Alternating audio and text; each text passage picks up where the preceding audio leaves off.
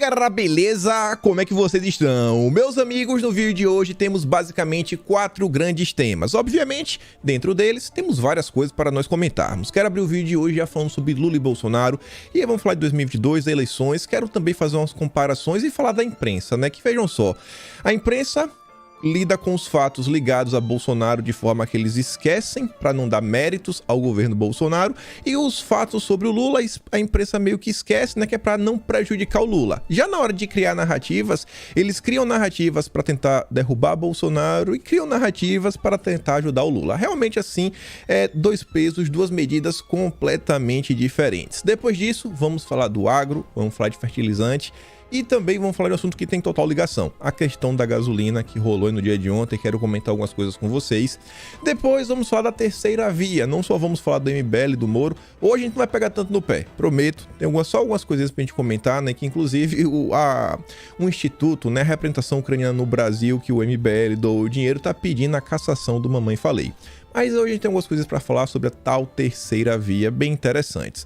E por fim, um assunto aí que tem realmente muita coisa pra gente comentar, sempre tentando trazer para a nossa realidade, Brasil, e dessa vez eu acho que realmente tem muita coisa pra gente falar, é a situação lá na Europa.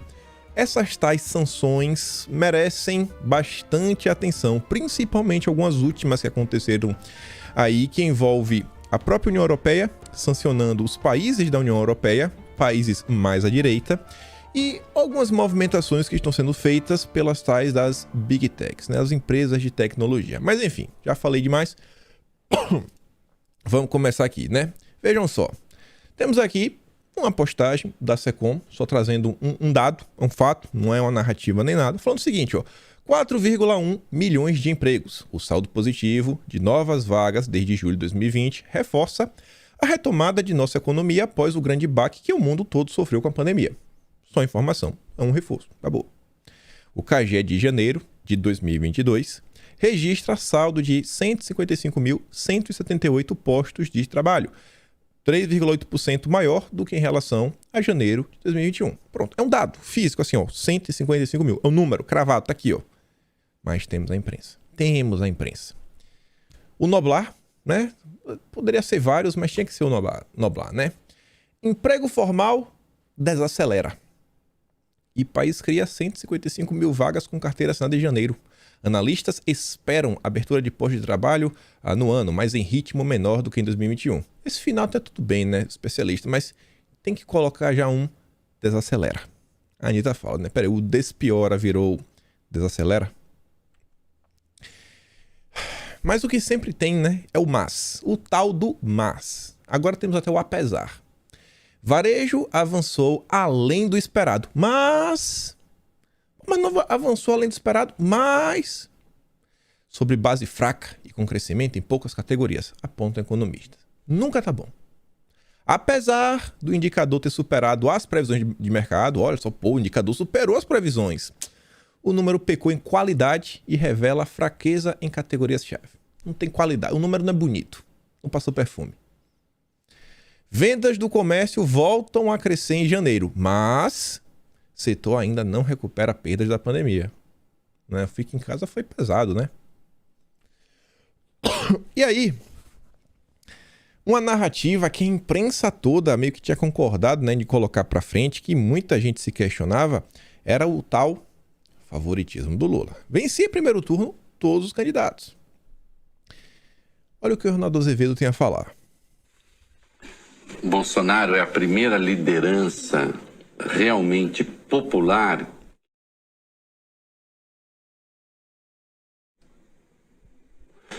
Eu acho. Eu sou um gênio.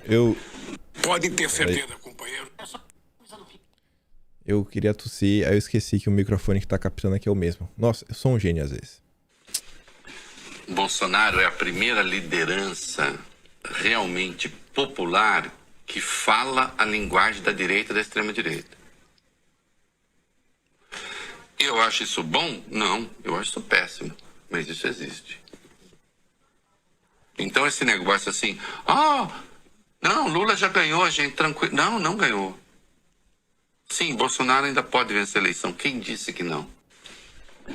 Bolsonaro Bolsonaro pode vencer a eleição, quem disse que não? Eu não trouxe aqui, mas no dia de ontem, Reinaldo Azevedo escreveu um artigo para a Folha de São Paulo falando que Bolsonaro não só pode ganhar, como ele é um candidato bastante competitivo. Pô, mas o Lula venceu em primeiro turno, né? É o que eles diziam.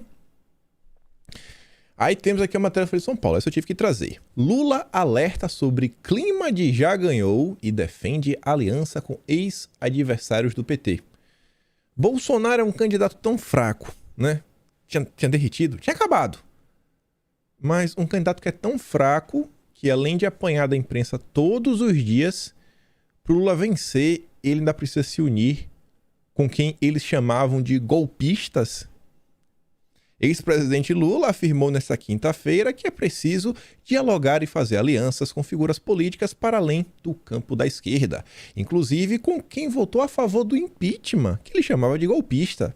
Abre aspas, teremos que ter muita habilidade de construir as nossas alianças, de conviver com pessoas. Por exemplo, tem gente que diz, pô Lula, mas você conversou com um cara que votou no impeachment. Se eu não for conversar com alguém que votou no impeachment, eu vou deixar de conversar com pelo menos 400 deputados. Como a gente faz? Como a gente constrói? Mas Bolsonaro ia perder no primeiro turno, né? Lula 400%. 400% dos votos. Ia ter mais votos que pessoas. E aí Bolsonaro faz alguns comentários ontem que envolvem, né, as eleições mais de 2018 e vale a pena comentar, porque vem nessa esteira, né, da tal das narrativas. Em 2018, quem lembra dessa foto aqui, né? Que a menina tinha lá umas marcas na barriga lá.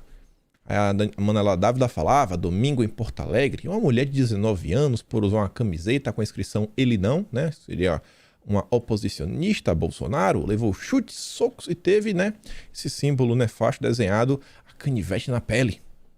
O que acontecerá se eles tiverem o poder do Estado nas mãos? Bom, Bolsonaro conseguiu o poder do Estado nas mãos e a gente viu realmente um cara interessado em levar o Brasil para frente.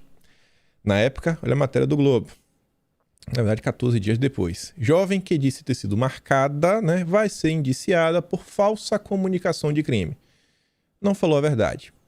E aí Bolsonaro falou o seguinte, ó, abaixo aqueles que dizem ter sido vítimas de fake news nas eleições. Nenhuma retratação após a falsa onda de ataques em NZ, atribuída covardemente aos meus eleitores no segundo turno. Sempre repudiamos o NZ e o comunismo. Boa noite a todos. O que realmente aconteceu após vencer e chegar ao poder? 6 itens. Queda de todos os crimes com recorde de redução de homicídios em 2019, quase 20%, e mínima histórica em 2021. Recorde de apreensão de drogas e prejuízos ao narcotráfico. Ampliação do direito ao porte de arma para o cidadão de bem. Endurecimento de penas para crimes de violência contra a mulher. Extensão da pena máxima de 30 para 40 anos de prisão. E redução drástica de invasões a propriedades no campo promovidas pelo MST. Teve muito mais coisa, mas ele está mandando aqui algumas que a gente tem certeza que meio que a esquerda, né, é contra, envolve a questão de violência e segurança pública. Seguimos trabalhando para tornar o Brasil um país mais seguro para os cidadãos. Enquanto isso, vale a pena relembrar, é uma matéria antiga, mas eu vi passando nas redes sociais, as pessoas comentando sobre o tema na verdade, aí eu fui dar um bizu para ver de quando foi que aconteceu. Lula a Bolsonaro. Se o PT voltar ao governo, as pessoas vão devolver essas armas. Nós aprovamos o Estatuto do Desarmamento. Veja a diferença entre eu e o Bolsonaro. O Lula está certo. O Lula está certíssimo. Podem saber, se o PT voltar no governo, a gente vai fazer com que as pessoas devolvam essas armas. Vamos desarmar esse país. Quem tem que ter armas são as Forças Armadas e as polícias militares, disse Lula. Só o Estado pode ter poder de defesa, né? O cidadão de bem não. Quando o cara estiver lá na sua casa, você levanta a mão e fala assim, ô senhor, dois altos. Quem já brincou de pega-pega, né? 2 altos. Quem brincou de pega-pega na rua, eu vou ligar aqui pra polícia, o senhor espera, não rouba minha casa não. Tá aí. É muito claro. O Lula deixa claro, veja a diferença, né, do Lula para Bolsonaro. Um quer dar direito para a população se defender, o outro vai tomar. Aí você vê a imprensa, o uso, né, das narrativas. Aceno de Lula ao MTST aponta para uma aproximação inédita.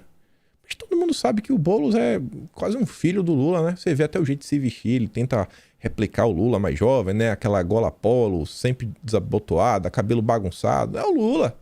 Não. É porque no passado, assim, o Lula teve apoio do Boulos diretamente, não do MTST. Um absurdo. É um absurdo, né? O Carlos Bolsonaro até fala: as famosas fake news do bem permitidas e estimuladas para enganar o brasileiro. A aproximação inédita seria a carteira de trabalho e o líder do MTST. Seria inacreditável se uma matéria dessa fosse feita em Vênus. É muita cara de pau. E aí, olha isso daqui. Lula indica aliança com Calil em Minas Gerais e descarta garimpo em terra indígena caso eleito. Vamos mudar aqui esse final. Esse final aqui não é isso daqui que se trata. O pessoal está tentando levar tudo para ideologia. Lula descarta a Nossa, é horrível escrever assim, né? Autossuficiência. Vou botar só Pronto, sufici. Vai no logo. Ciência. Autossuficiência brasileira em termos de fertilizante. O Lula não está preocupado com isso. O Lula não tá. Esquece. O importante, a lacrada e a mitada, é avançar com as patas. Lavar os cachorros ali latindo. Aí vejam só. A gente comentou no vídeo de ontem, né? Que os artistas, os gloriosos artistas, capitaneados pelo Caetano Veloso, foram para Brasília, se encontraram com o Pacheco, né? Pediram que, pelo amor de Deus, nos ajude, porque a Câmara vai passar o projeto e o Brasil vai ser autossuficiente, o Brasil vai ter força internacional, isso é ruim, temos que ser dependente de outros países, a Amazônia não pode, o homem amazônico, esquece o homem amazônico. Aí, né, o Randolph estava lá por perto, Randolph aí que gerencia, né, um dos caras aí à frente da campanha do Lula. Após ato no Congresso, Randolph articula reunião de artistas com Lula. É reunião do bem, né? Um dos coordenadores da campanha do petista ao Planalto, o senador tenta marcar um encontro entre artistas e Lula para debater o meio ambiente. Eu até entenderia se fosse tipo uma ONG, né? Ou, sei lá, especialistas, ambientalistas. Não, artista. Caetano Veloso, né? Ele sabe botar umas notas difíceis, né? Sei lá. Bota umas pegadas assim difíceis no violão, uns dedilhados diferentes, então ele sabe bastante aí pra falar do meio ambiente. Não vai, né? Não vai. Não vou nem ler o que a Elisa falou. A Elisa trouxe aí mais questionamentos, né? Só incoerências. E aqui, pra gente já começar a avançar pro próximo tema, você vê a imprensa mais uma vez. Eles se utilizam... Na hora de utilizar a narrativa, sempre é para criticar um lado e ajudar o Lula. Miriam Leitão. A Câmara deu um tapa na cara do país ao aprovar urgência do tema que tem que ser debatido. E tá falando lá, né? Não, o Brasil não pode ser autossuficiente em fertilizantes. A Elisa fala, errata. A Câmara deu um tapa na cara dos militantes de algumas ONGs e dos artistas. Se a gente já falou do tapa na cara, né? O Lira também fez um comentário sobre isso, mas falamos sobre a gasolina. Mas vamos entrar aqui no fertilizante e dentro desse tema a gente também vai falar da gasolina. Olha isso daqui. Situação na Europa eleva preço de importação dos fertilizantes em $100. Mal começou, já subiu $100. Os importadores de fertilizantes que fazem a mistura dos insumos primários para a venda no Brasil já reportaram aumento na ordem de $100 por tonelada. O valor é considerável. Para o presidente institucional da Abramilho, Associação Brasileira dos Produtores de Milho, Cesário Ramalho, o plantio de janeiro a abril está garantido. Os produtores já compraram os fertilizantes necessários e há resíduos dos insumos nas terras. O que preocupa, né, a insegurança para a safra de verão que é plantada em outubro. Devemos estar preocupados, mas não estamos em pânico. Com certeza, por quê? Porque o governo está trabalhando para tentar resolver essa situação. Tereza Cristina vai viajar agora sábado para o Canadá, onde vai ficar até terça-feira. Tem na agenda encontro com exportadores de fertilizantes, visando estreitar as relações comerciais com o Brasil. O Canadá aí, né, é um dos principais pontos de exportação de fertilizante. O Brasil já compra bastante, deve querer comprar mais. Mas o governo não parou por aí. Em meio à crise, o governo Bolsonaro lança Plano Nacional de Fertilizantes. De acordo com a presidência, o PNF será uma referência para o planejamento do setor de fertilizantes nas próximas décadas e uma importante ferramenta para reduzir a dependência do Brasil em relação aos fertilizantes importados, consequentemente às vulnerabilidades decorrentes. Ao atender crescente demanda por produtos e tecnologias, as medidas estabelecidas pelo Plano Nacional dos Fertilizantes buscam readequar o equilíbrio entre a produção nacional e a importação. Olha o final. Com potencial para tornar o Brasil um protagonista no mercado mundial de fertilizantes. E você vê como é que fecha o final, né? Vulnerabilidades decorrentes. Você sai de sabe, você está ali, né, totalmente dependente, totalmente vulnerável para um exportador. Ainda que essa questão não avance, a PL 191, sabe, que a mineração não consiga extrair potássio, os outros minérios necessários, o governo está pensando em alguma coisa. Não, vamos pensar em outra alternativa. Vamos pensar. E esse aqui é o típico tema, que é o seguinte, ó. Se a Tereza Cristina, ela fizer uma viagem para o Canadá bem sucedida e ela trouxer, né, um acordo sensacional, que basicamente o Brasil não vai ter mais nenhuma dependência de nenhum país europeu, da Rússia nem nada, ninguém vai falar nada. Porque o ser humano, isso aí eu até me incluo no meio, nós, né? Nós temos uma tendência a apenas prestar atenção quando o problema surge. Quando eu fiz o dossiê sobre fertilizantes, cara, ali tinha informação, né? Assim, o que o PT fez na época. E até perguntava no falei, pô, onde é que a gente estava naquele momento, né? Agora, hoje que tá com a crise, a gente bota a mão na cabeça e fala, putz, e agora? Como é que a gente resolve? E não é uma coisa que resolve do dia pra noite. Não é uma coisa, não é aquela pauta, né, que avança, que traz votos e tudo. Não, tira votos, né, se você der errado. Bolsonaro, sob a Tereza Cristina, estava aí no evento, falou que ela atualmente é uma ministra deputada e a partir de 2023 será uma senadora, ministra deputada, e depois, em 2023 será uma ministra senadora. Tá garantido aí que caso ele seja reeleito, deve ser reeleito, Tereza Cristina seguirá como nossa ministra da Agricultura. E ela ainda, no dia de ontem, fala o seguinte: o Brasil tem trabalhado em uma diplomacia dos insumos para garantir abastecimento de fertilizantes para a nossa nação. Hoje recebi representantes dos países árabes e o presidente da Câmara Árabe, Osmar Shofi, não sei como se fala. A boa notícia é que essas nações podem aumentar a exportação de fertilizantes. O governo segue trabalhando em todos os âmbitos. Na mesma tomada que a gente pode falar da questão da gasolina. A gente viu o governo, né, reduzindo imposto federal no diesel, reduzindo imposto sobre o gás de cozinha, fazendo uma coisa aqui, fazendo uma coisa lá. Mandou vários projetos para o Congresso, pediu que, pelo amor de Deus, os governadores colocassem a mão na cabeça. E no dia de ontem a gente viu, né, uma confusão. Mas antes disso, ainda quero falar isso daqui, que não envolve mais fertilizantes, né? Mas envolve alimento e já envolve gasolina. Aqui é uma transição. Cadeia de proteína animal será impactada e é bastante preocupante para o Brasil. Aqui envolve várias coisas. A Petrobras anunciou na quinta que a partir de amanhã, no caso hoje, terá um aumento nos preços da gasolina, diesel e gás. Em meio a um cenário de crise geopolítica, onde a Ucrânia é a maior produtora de trigo e milho, os países também acabam sendo impactados com a alta das commodities. Além disso, outro setor que sofrerá impactos da alta dos preços é o setor animal. O milho é componente da ração animal. Então você vai ver toda a cadeia da proteína animal sendo impactada por esse conflito. É uma questão bastante preocupante para o Brasil. O aumento nos preços do trigo e milho causa um impacto grande em tudo que depende desses alimentos, inclusive no pão. Aí vai ter, a gente está vendo, vai ter um aumento. Acho que não vai ter como o Brasil ficar de fora dessa. Quem vão colocar a culpa? Em Bolsonaro. Por uma coisa que está acontecendo onde? Na Ucrânia. É papel do governo lidar com os problemas, resolver os conflitos? É. Mas eu tenho certeza que a empresa vai falar que não. A culpa é toda de Bolsonaro. Não tem nada a ver. O mundo não está passando por problemas, é só o Brasil. Aquela narrativa bem porca. Com os consumidores de olho na subida do petróleo, Goulart ressaltou que não importa qual tipo de atividade econômica que você tenha, o preço do petróleo sempre impacta de alguma forma. E sobre isso, tivemos aí o tal aumento da Petrobras, um aumento grande. O Arthur Lira, presidente da Câmara dos Deputados, postou o seguinte nas redes sociais: me causou espanto a insensibilidade da Petrobras com os brasileiros, os verdadeiros donos da companhia. O aumento de hoje foi um tapa na cara de um país que luta para voltar a crescer. Quem conhece o Brasil, além dos gabinetes e escritórios, sabe o peso de comprar um botijão de gás ou encher o tanque.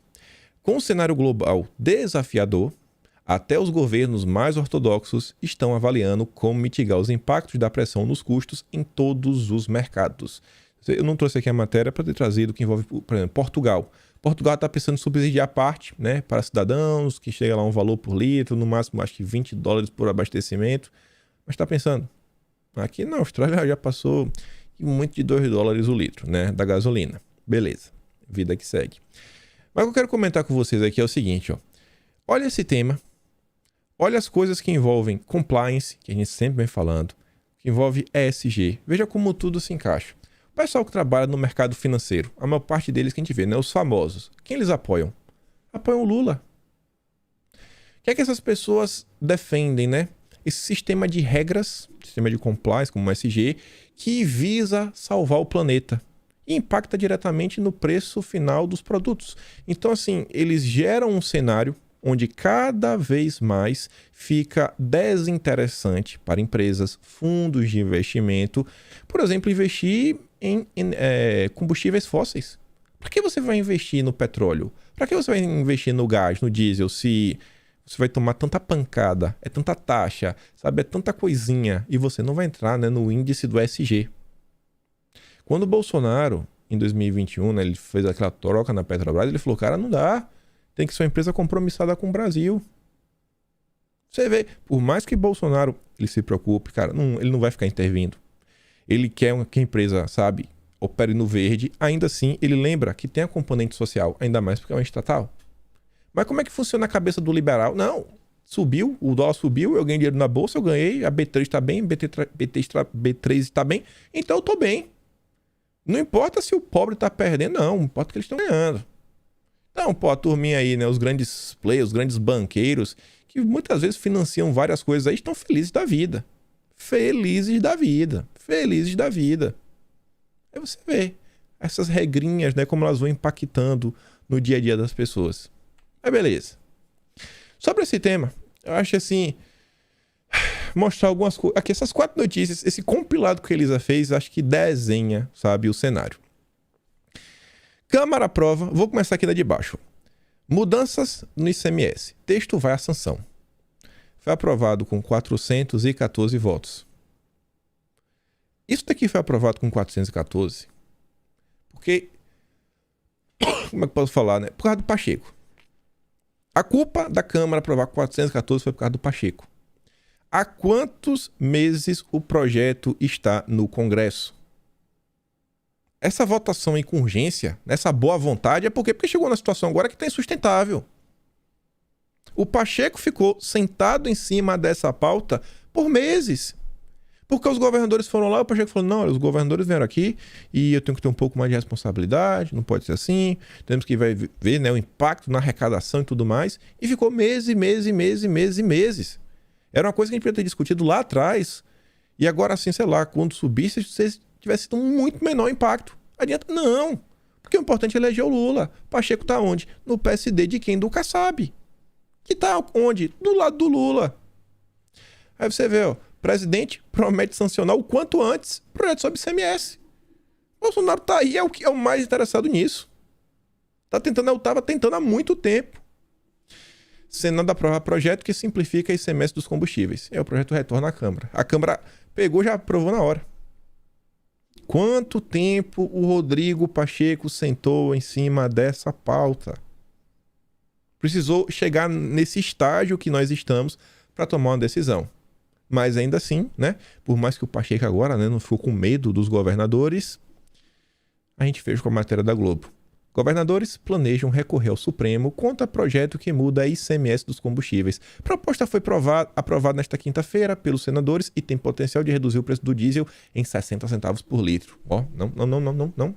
Vamos no Supremo. Governadores. E se você olhar assim, se você olhar o Brasil como um todo, quais são os governadores de direita? Não, isso aqui é de direita. Não liberal, direita. Liberal não vale. Direita, tem. Não, esse cara aqui é direita. Tem aquele cara assim, né? Sem direita, centro-direita, né? Que, sei lá, que a mão direita dele é canhota. Tipo isso. A Elisa fala, né? O PL 11 de 2020. 2020. Olha de quando era esse PL. Enquanto deputados federais, senadores e o presidente da República tentam recorrer à escalada dos preços dos combustíveis, governadores planejam acionar o Supremo, já que não querem abrir mão, né, de arrecadação em ano eleitoral. A matéria do Globo até deu um zoom aqui, o Demagogia trouxe lá no Twitter. Se não quiser mandar pro seu amigo, fala aqui, ó. Olha aqui os governadores. Aqui os governadores, ó. Imagina se fosse Bolsonaro fazendo isso. Você acha que a manchete ia ser uma manchete meio factual? Mas só está reportando o fato, né? Que os governadores vão no Supremo. Se fosse Bolsonaro, acho que ia ser assim, ó, absurdo, exclamação. O vagabundo, bandido, criminoso do Bolsonaro tá contra o povo brasileiro mais uma vez. E depois, sei lá, né, no subtítulo falava por quê. Mas como é, né? À esquerda, aí no máximo você reporta o que aconteceu, você não critica. E você lê a matéria disso até o fim, não tem uma única crítica aos governadores. Eles estão em seu direito, né? Não, o povo tem mais que pagar mesmo, se o Globo acha isso. Saíram algumas notas em alguns veículos, trouxe aqui da Folha de São Paulo, também saiu no Metrópole, também está no Estadão, falando aí que os caminhoneiros já estão analisando aí um possível protesto, possível paralisação. Mas todas as matérias dizem que o governo já está acompanhando isso, já está olhando a situação e, obviamente, o governo está tentando resolver qualquer problema que possa surgir aí nos próximos dias, nas próximas horas. E já fazendo aqui uma pequena migração para o próximo tema, que a gente vai falar da terceira via, mas vamos começar aqui sobre o Moro. Ele tentou aproveitar a situação para lacrar politicamente. E aí é o que eu digo para vocês. Vejam como é que funciona a mentalidade do cara. A disparada do preço do petróleo deixa claro. Precisamos estimular a produção de energias renováveis, com foco em energia eólica, solar, etanol e hidrogênio verde. Com maiores investimentos no setor, podemos criar mais de 40 milhões de empregos até 2050. Aí o Leandro Rujo falou o seguinte, ô amiguinho, foi esse pensamento, é exatamente esse pensamento, o principal motivo da disparada do preço do petróleo nos últimos anos. Olha só. Você estimular a produção, você está falando, a gente vai botar mais dinheiro. A gente está direcionando o dinheiro. Você só pode fazer isso de duas formas. Uma, você vai pegar, né, o dinheiro dos bancos, que aí, se o projeto for bom, o banco vai dar. Mas, normalmente, esse estímulo vem por parte do governo. Então, você quer que o dinheiro do pagador de impostos venha para essas energias, que até 2050, né, pode ser que dê certo. Faz estimativas. Ontem eu falei uma coisa no Twitter, eu repito aqui, ó. Regra para a vida. Toda vez que uma coisa é boa, você não precisa estimular. As pessoas vão aderir. Tudo que é bom, as pessoas vão aderir. Vão aderir. Ninguém precisou estimular as pessoas a terem internet. Ninguém precisou estimular as pessoas a comprarem smartphone. Ninguém precisou estimular as pessoas a falar assim, ó, comprem carro, viu? Teu carro é bom. Não, ninguém precisou. Ninguém precisou. Ninguém precisou estimular as pessoas a terem água potável em casa. Nossa, é sensacional. Segundo ponto. Toda vez que a pessoa te falar que uma coisa é boa e colocar uma meta e falar que isso é importante. Nossa, eu tô com pigarro hoje. Lá na frente, amigo, se esconde a carteira, bota a mão no bolso. Olha a meta, 2050. Aí quando é 2040, não, aí a gente vai continuar investindo porque 2080 as coisas vão melhorar. Não dá, bicho. Não dá. E aí você volta. O que vai acontecer é o seguinte, é que hoje não se investe mais em energia fóssil. Por quê? Porque a turma do Sérgio Moro, quem pensa dessa forma, né? A tal da agenda verde, não deixa. Aí o Texugo ainda fala o seguinte, ó. Eólica, vou investir. Baixos custos, porém pouco eficiente. Depende dos ventos. Solar, cara, pouco eficiente, tem uns problemas que envolvem aí as nuvens e tudo mais. Etanol, totalmente depende da produção agrícola. O hidrogênio, cara, pouco estudado, é relativamente perigosa também. E todas essas energias, assim, quando você olha para o Brasil, principalmente o pessoal está falando bastante de energia solar. Meu Deus do céu. Estudei engenharia elétrica, um pouquinho, né? Me formei no curso, aprendi o mínimo da vida. E às vezes as pessoas não fazem a matemática, as pessoas acham que é o seguinte, não, é só colocar o painel solar em casa que tá tudo resolvido. Como se a sua casa não fosse não, um ponto na rede, né? Uma grande rede. Que se você faz isso assim a nível, sei lá, municipal, um investimento a nível nacional, isso acaba por impactar a rede como um todo, né? Vai mudar as questões de impedância, harmônicos, vai ter que investir em regulador de tensão e tudo mais. É assim, todo mundo traz soluções simples para um problema que é relativamente até simples, né? Mas na verdade essa turma, né? Os liberais, meu Deus do céu, os super técnicos, né? Os burocratas mundiais, né? Tipo Sérgio Moro, querem, porque quer a todo custo, enfiar o ESG, compliance, essas regras mirabolantes, né? Para salvar o planeta goela abaixo da população. Mas enfim, vamos aqui avançar para o nosso próximo tema. Falar da turminha do MBL. O Dom, no dia 9, né? No caso, anteontem, Logo de madrugada, às 3 horas da madrugada, ele tinha feito esse post, né? Com o Vitório Sorochuk, que é o cara lá que tá na frente, né, da representação central ucraniana brasileira. Tá lá na frente, que recebeu lá os tais de 200 e poucos mil reais da MBL. E ele já falava que iria pedir a cassação do deputado Mamãe Falei. E aí depois saiu lá na Folha de São Paulo, algumas horas depois, né? Mais de 9 horas depois, entidade ucraniana que recebeu 211 mil da MBL defende cassação do Arthur Duval. E você viu isso aqui primeiro. Isso é importante, isso é bem interessante. Você vê hoje em dia, né? Como, às vezes, várias notícias saem primeiro nas redes sociais do que, né, a própria imprensa. As pessoas vão achando algumas coisas. A rede social se torna notícia. Por exemplo, o Lira, ele foi no Twitter, ele fez aquilo ali. Se você dá um Google, Lira fala em tapa na cara da sociedade, tem várias matérias, porque dando repercussão no tweet do Lira. Hoje a gente está num novo sistema, né, de rede social, nessa nova política, que você mistura a rede social com políticos, sabe? Uma interação diferente e que amedronta tanto, né, alguns setores do Brasil. Ainda sobre a MBL, olha essa matéria aqui do Metrópolis. É esse tipo de gente que Sérgio Moro se une, é esse tipo de gente que Nando Moura defende. Coordenador do MBL tem dívidas de 6,3 milhões com a União. Fundador do MBL, Renan Santos, tem 6 milhões em aberto com o governo federal por falta de pagamento de tributos federais. Outros 277 mil reais da dívida são de multas trabalhistas. Coitado dos funcionários, né? E ainda há 10 mil por outros débitos. Os dados constam na dívida ativa da União mantida pela Procuradoria-Geral da Fazenda Nacional. Arthur Duval, colega de MBL, e da controversa viagem à Ucrânia, deve 126 mil à União em multas eleitorais. Parabéns, Arthur. O movimento, por seu turno, tem 80 mil em dívidas no MBL, 78 mil em multas eleitorais e outros 2 mil em tributos federais. Só gente bonita, só mestre do capitalismo. E essa turma aí parece que está atrapalhando a campanha do Moro. O antagonista dessa notinha, né? O otimismo na campanha de Moro. Para assessores, os 3 pontos de queda estão na margem de erro da pesquisa. Não, Moro caiu, mas aqui exatamente pegou ali na parte de baixo da pesquisa. Mas Moro está subindo que ninguém para ele. Acho que o antagonista soltou para tentar ajudar o Moro. Mas o pensamento deles, pelo menos do Mário Sabino, é um pouquinho diferente. A Elisa fez realmente esse sacrifício, se deu o trabalho de ouvir. Obrigado, Elisa, por fazer isso. Eu não ia perder meu tempo de jeito nenhum. E ela fez esse pequeno recorte aqui, ó. Escuta isso daqui.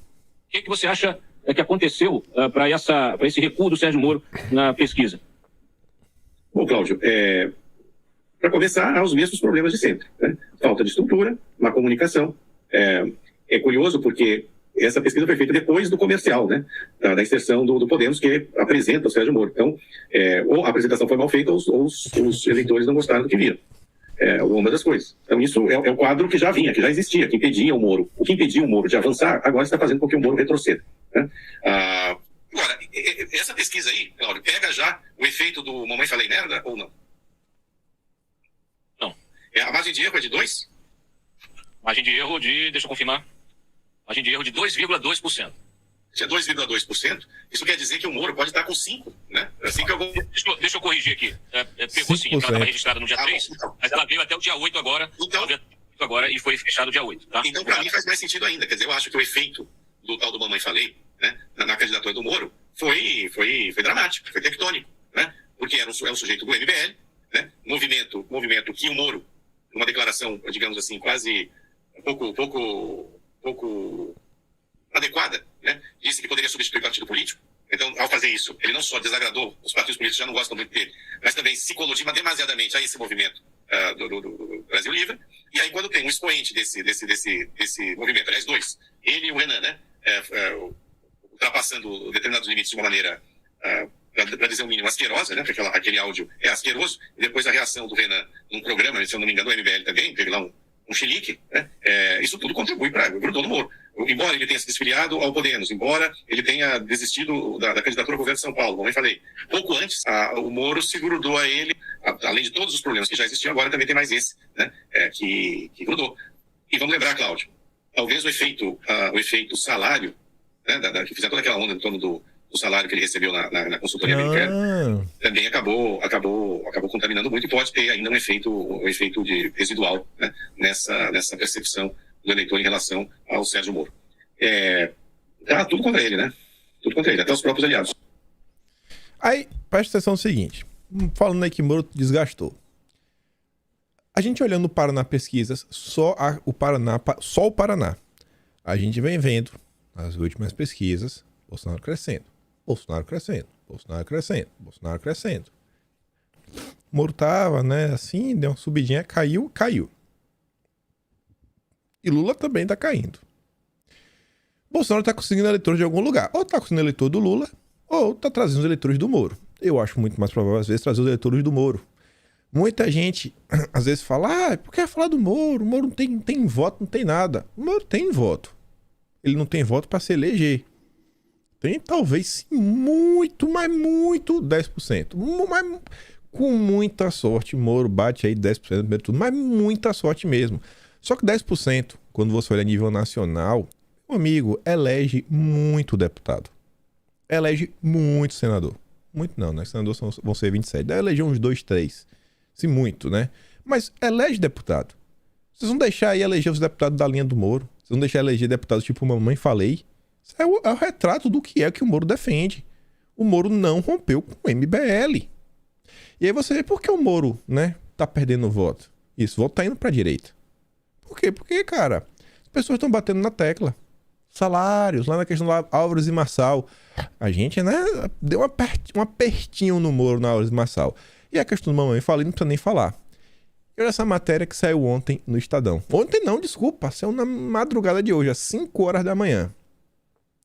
Áudios de Arthur Duval dão palco a bolsonaristas para deitar e rolar nas redes. Opa, peraí.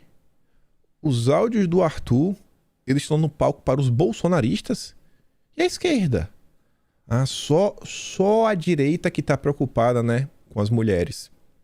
É a direita que tá preocupada com as mulheres. Já ganhamos na manchete. Acostumado a mobilizar debates e até ditar tendências políticas com sua forte presença nas redes, o MBL terá de catar os cascos... os cacos, no caso não, os cacos de uma derrota significativa em um de seus terrenos prioritários de disputa, as redes sociais. De acordo com o levantamento da Ponto Map para a coluna, os áudios com comentários machistas do Mamãe Falei sobre refugiadas ucranianas viraram uma munição que acabou sendo bem aproveitada por adversários, sobretudo pela direita bolsonarista no Twitter e Facebook. Perfis dessa bolha de apoiadores do governo Bolsonaro tomaram a frente nas críticas ao deputado estadual e representam 51% dos debates sobre os áudios. Quem mais está interessado em justiça, né, ao respeito às mulheres, é a direita. Olha a hipocrisia da esquerda. Vários perfis com milhões e milhões e milhões de seguidores. Aí estão lá vocês, né? Um monte de tia do Zap maluca.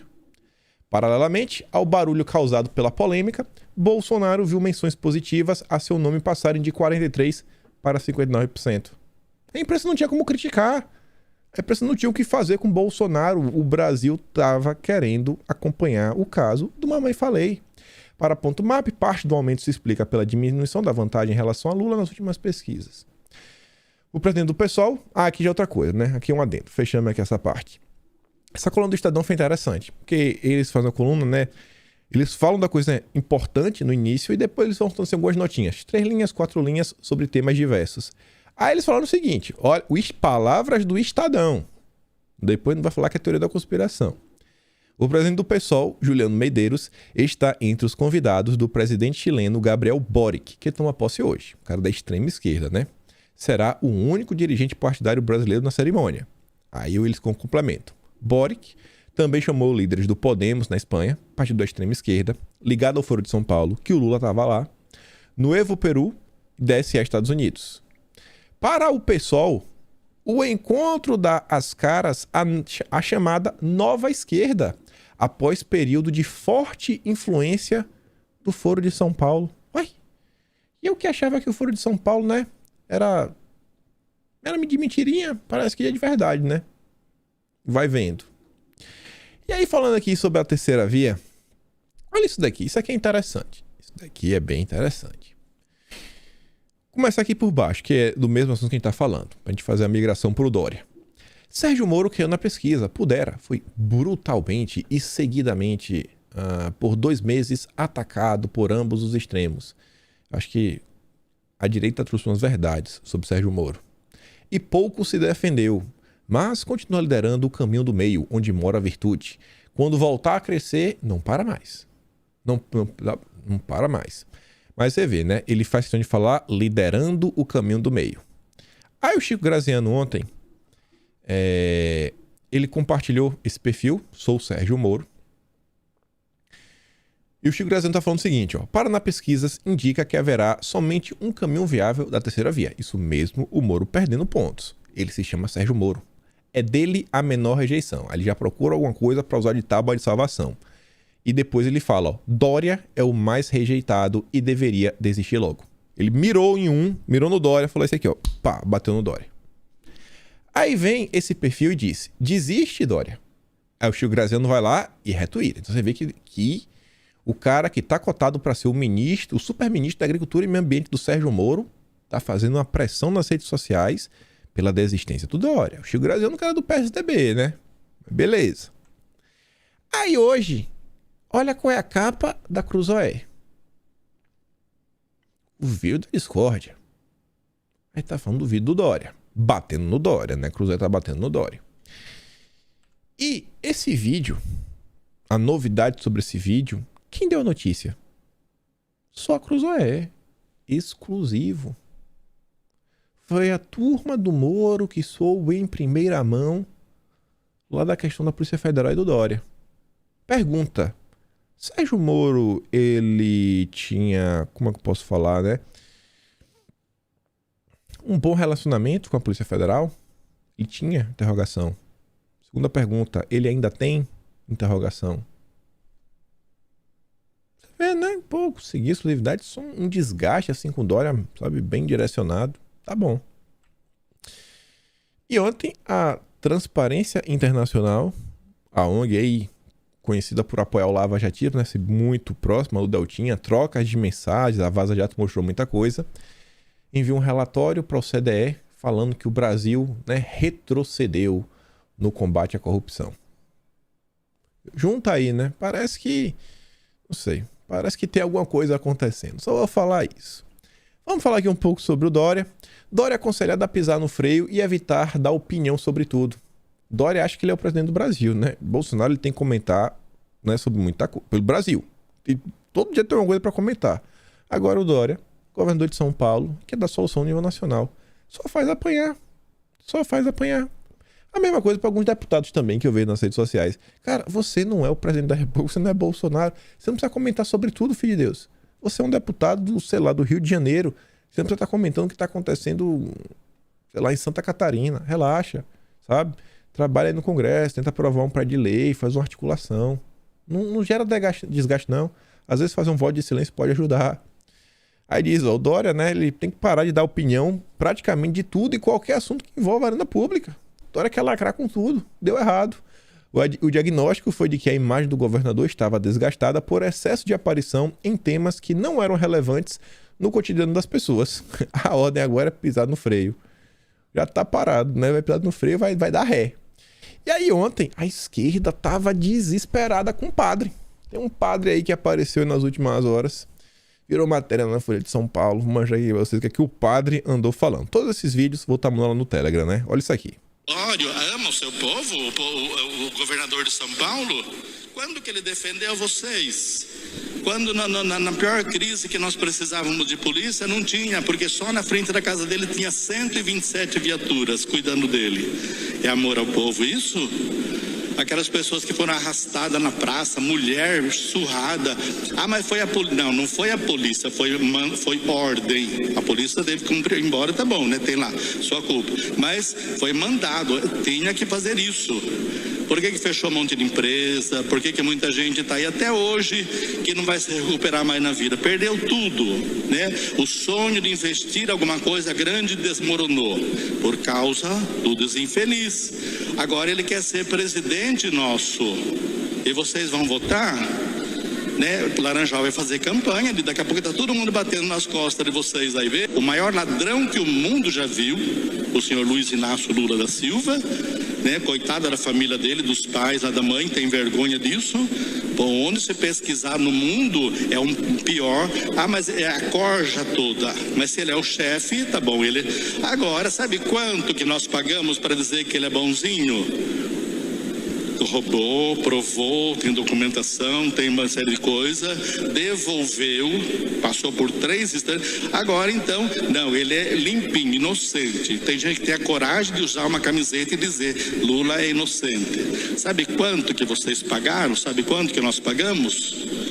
Eu não vou falar porque o pessoal acostumou com dinheiro, não sabe mais o que é.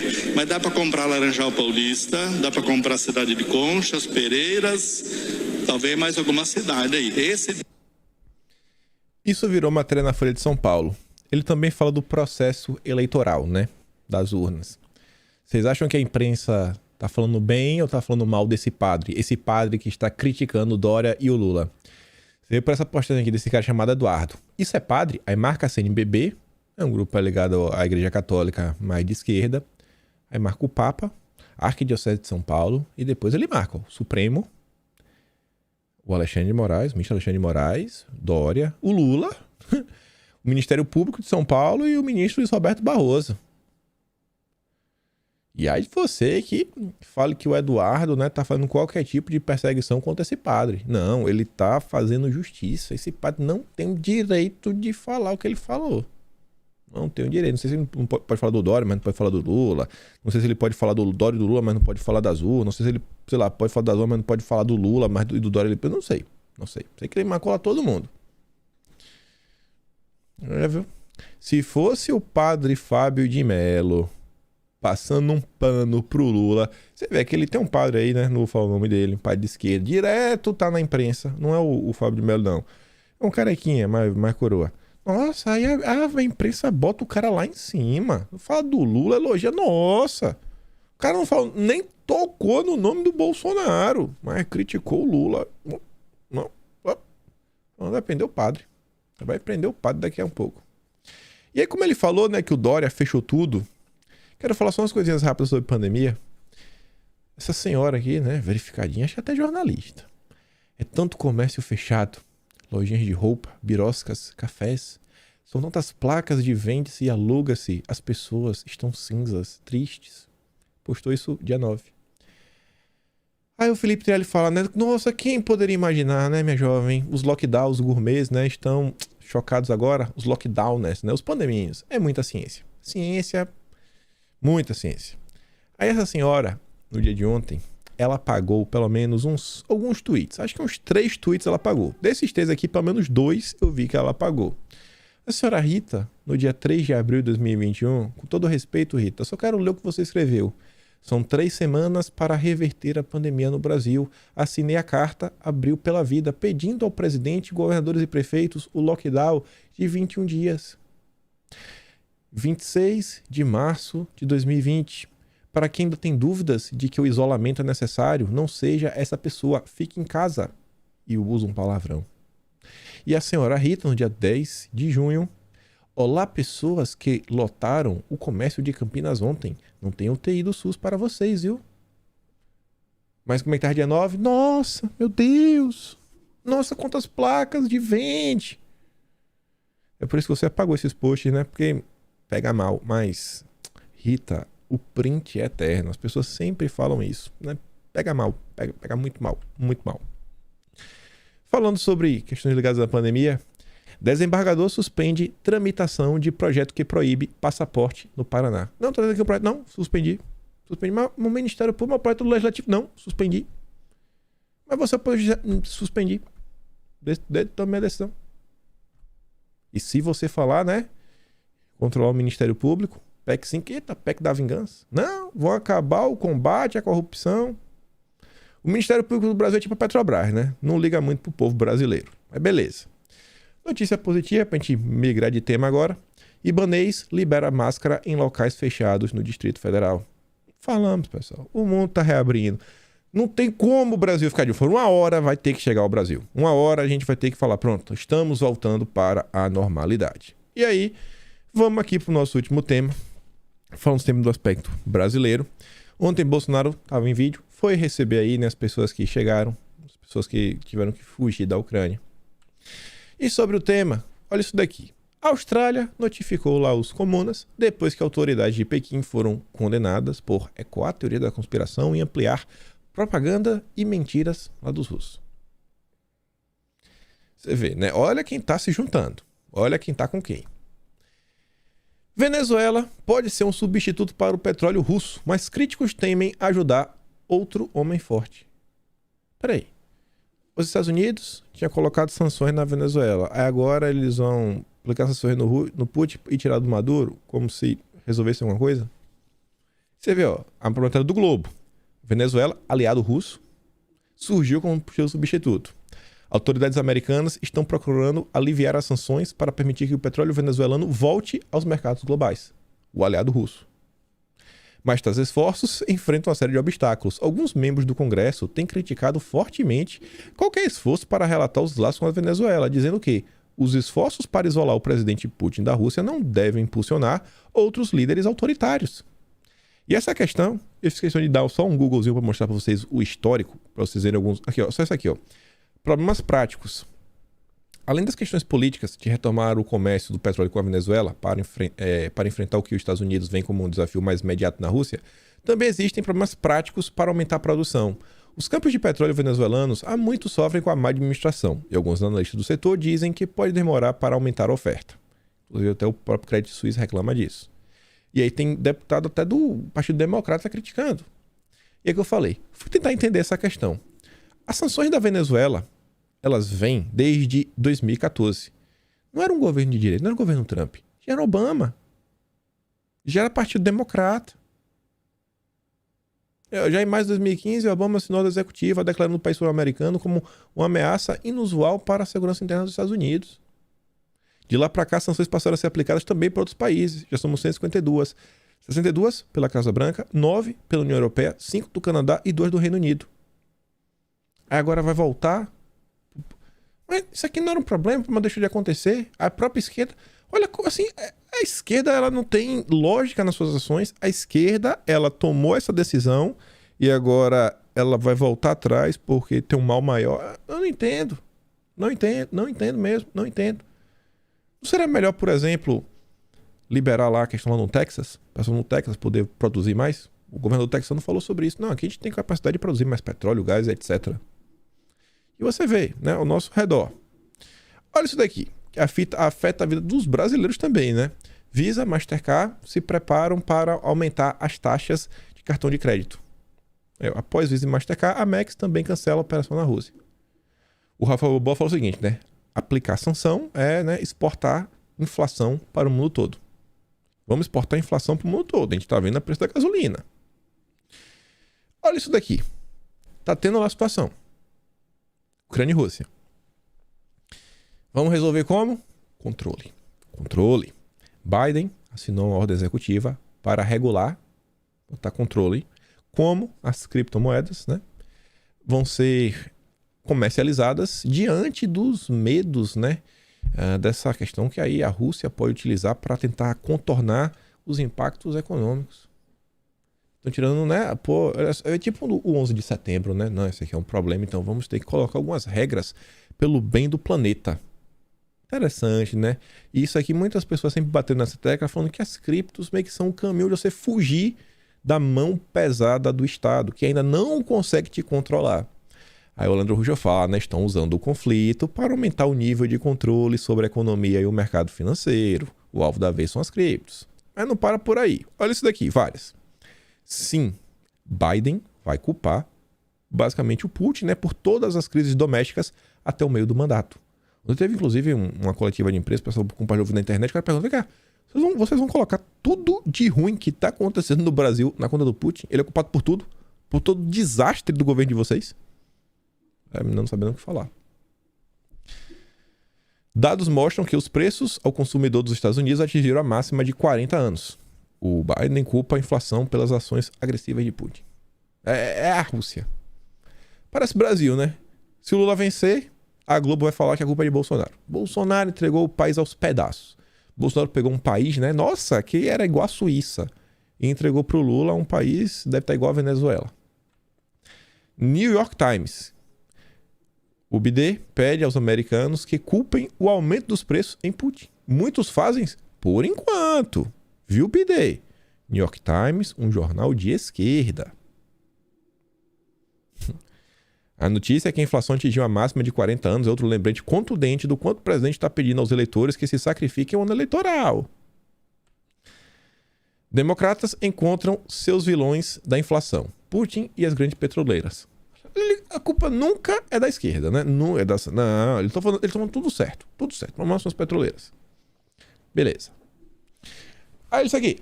Rússia vai suspender exportações de grãos para a União Econômica da Eurásia até 31 de agosto. Porque eles têm que garantir que não vai faltar comida para a população deles. Aí vai aumentar o preço da comida, né? No mundo inteiro. E aí? Aí eu vou perguntar. Essas sanções aí que estão aplicando, o que eu tô vendo, né, é aumentar a pobreza a nível mundial, no mundo inteiro, né? Tá aumentando a pobreza. E até agora o Putin tá lá. Ele continua fazendo essas barbaridades. Aí você vê isso daqui. O UOL que trouxe, ó, verificado.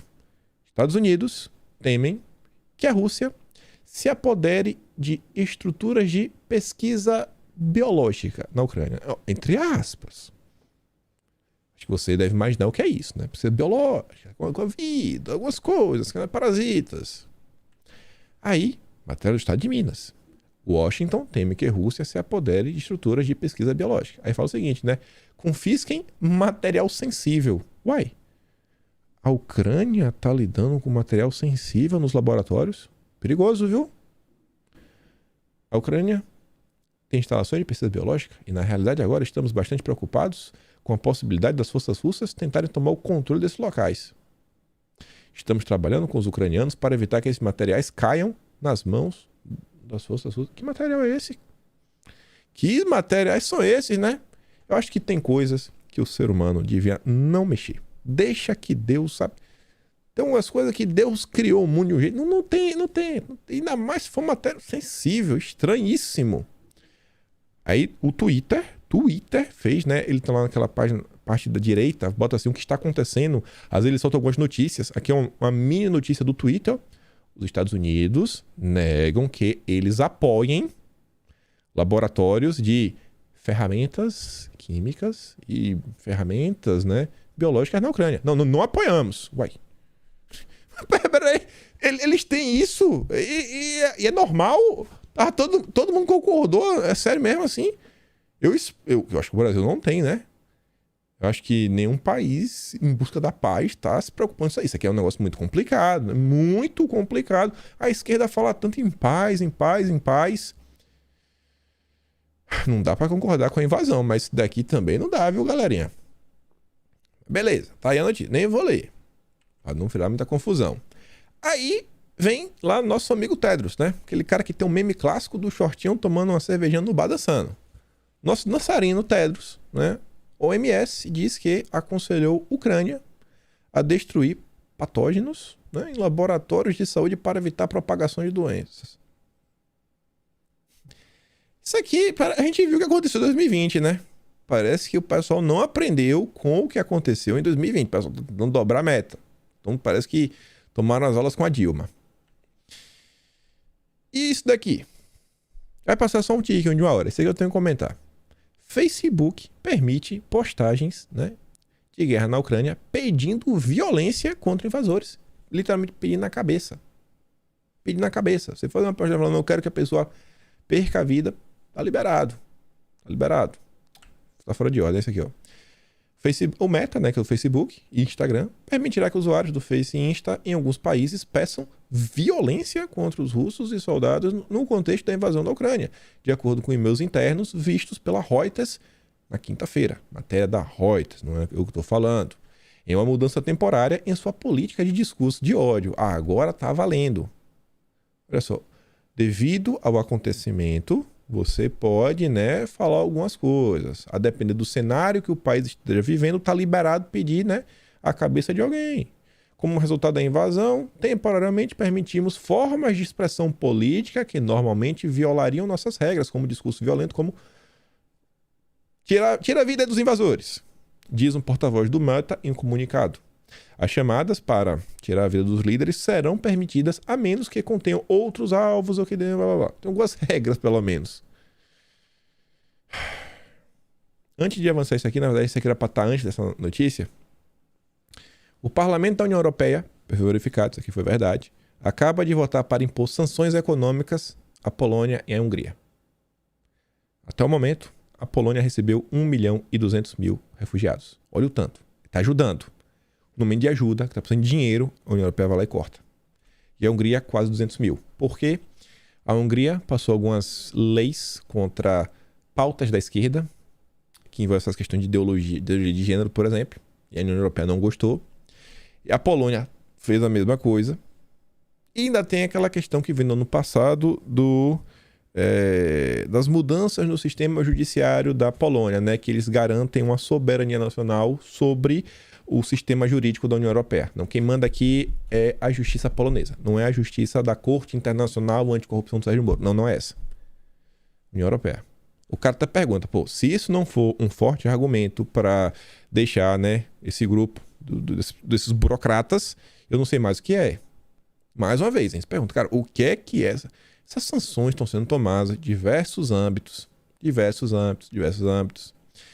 aí, olha isso daqui, a Elisa traz aqui a imagem do Brasil, né? Matéria do UOL, Facebook e Insta permitem temporariamente que você peça, né, a vida e a cabecinha lá do Putin. É só com o Bolsonaro. Com o Bolsonaro já pode, né? No Brasil sempre pôde. Aí pega tudo isso e junta com isso daqui. Saiu na CNN anteontem. A floresta amazônica pode estar se aproximando de um ponto crítico, o qual pode ter o seu ecossistema biologicamente rico e diversificado transformado em uma savana gramada. Aí eu pergunto para vocês, tá tendo a situação lá? Acabou lá, resolveu, a gente espera que resolva o quanto antes, aí eles começam a olhar pro Brasil. Vai que Bolsonaro não fala o que ele quer, né? Faz o que algumas pessoas queiram, a Amazônia tá sob risco. Olha a PL 191 aí, né, que foi aprovado, meu Deus, os índios. Já pensou eles começaram a aplicar essas sanções ao Brasil? Muita gente se questionou o seguinte, o que poderia ter acontecido, sei lá, no 7 de setembro? Bolsonaro chutado o balde. Eu realmente não sei o que poderia ter acontecido. Mas hoje, a gente está olhando aí, a nível internacional, o que essas sanções causam a um país. Olha o que essas sanções causam no âmbito econômico, no âmbito do controle, no âmbito financeiro, todas as áreas. E você vê, a maior parte das decisões estão vindo por grupos e organismos não eleitos. União Europeia, que são burocratas, as Big Techs. A gente está caminhando realmente assim para o mundo e que parece que tem uma galera que está se aproveitando da situação, principalmente para essa galera que defende aí, né? O mundo verde, petróleo lá em cima, é a melhor das justificativas. Enfim, fico por aqui. Lá aquela curtida, aquela compartilhada, se inscreve no canal, vai lá no Telegram e com certeza, sem sombra de dúvidas, nos vemos amanhã. Fui, meus amigos.